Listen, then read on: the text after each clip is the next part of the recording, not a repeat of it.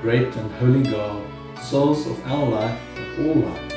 Your glory is incomprehensible, and your majesty infinite.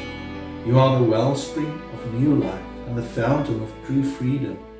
We marvel at your love beyond all measure. We are challenged by your kindness, which reaches further than we can imagine. We worship you in gratitude, offering you our praise with the voices of all creation, and our trust because you have come to us in Christ Jesus. Receive our love and loyalty now and always, offered through the Spirit who prays within us. Amen. Our scripture reading this morning tells the story of two daughters. One, a little girl on her deathbed, with an influential father to advocate for her. The other, a poor woman, whose long illness has pushed her to the margins of society. Between them are Jesus, the healer and restorer. You can't help but feel empathy for Jairus.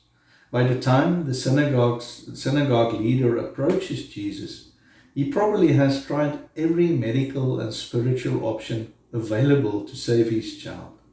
He has pleaded with physicians. He has asked his colleagues and congregants to pray.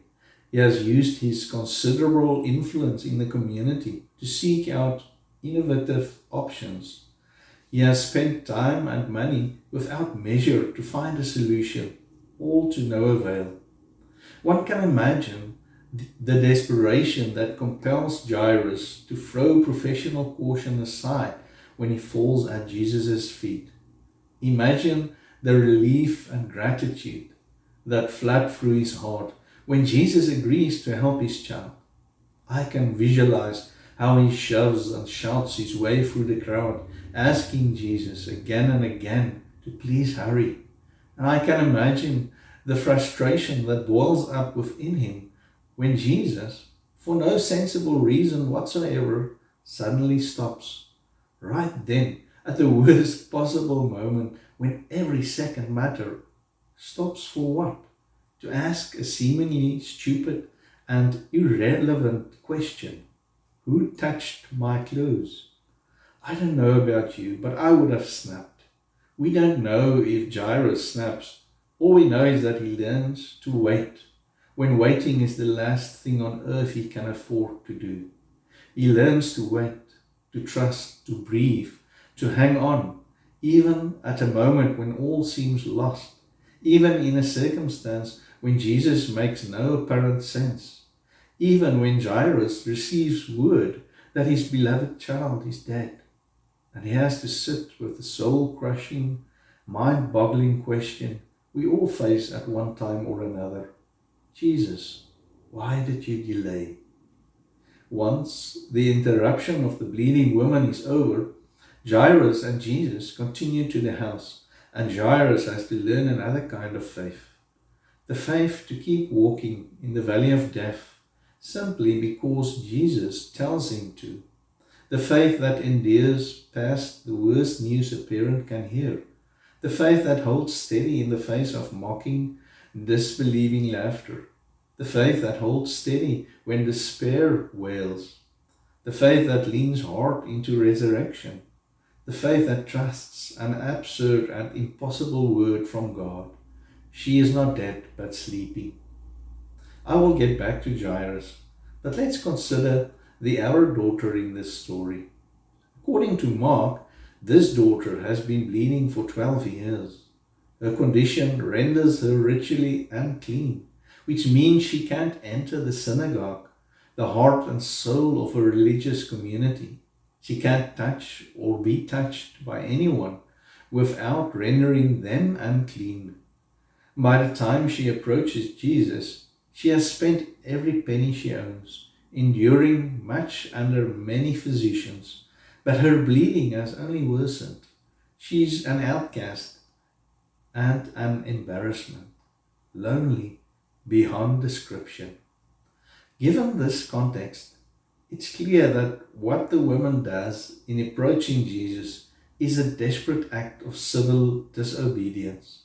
She knows she has no business polluting the crowds with her presence. She knows she's forbidden to touch other people. She knows that even her fingertips on Jesus' cloak will defile him. But she touches him anyway. "Who touched my clothes?" Jesus asked. He was calling her out.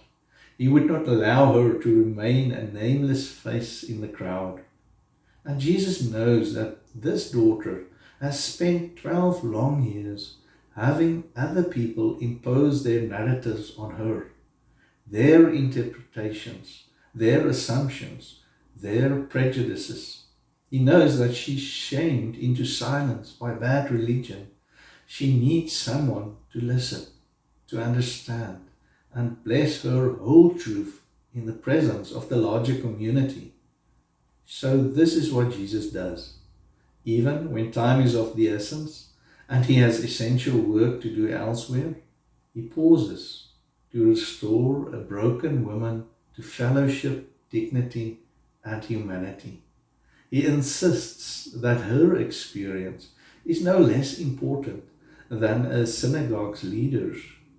He doesn't allow her to sink away into obscurity.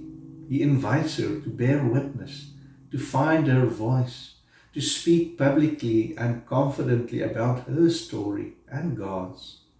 "Daughter," he says, when she at last falls silent, "daughter, go in peace."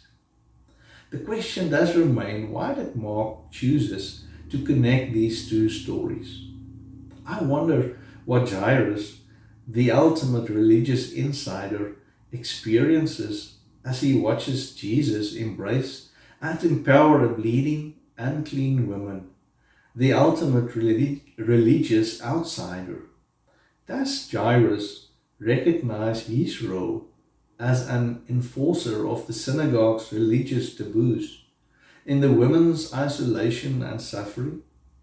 I wonder if he experiences a reordering of who is in and who is out in God's economy. I wonder if Jairus learns something about the danger of religious taboos, the importance of women's voices, the healing power of compassion. We don't know. But I think that when Jairus embraces his resurrected daughter, he also embraces a new vision of who God is and what God values. In Jairus' story, Jesus demands that we do not see death where he sees life. In the bleeding woman's story, he demands that legalism give way to love every single time. In each story, Jesus restores a lost child of God to community and intimacy. In each story, Jesus embraces what is impure in order to practice mercy. In each story, a previously hopeless daughter goes in peace because Jesus isn't a pronouncer of death. He is a giver of new life. As we celebrate communion this morning, may we have the courage also to tell our story, and may we be restored by God's boundless compassion. Amen.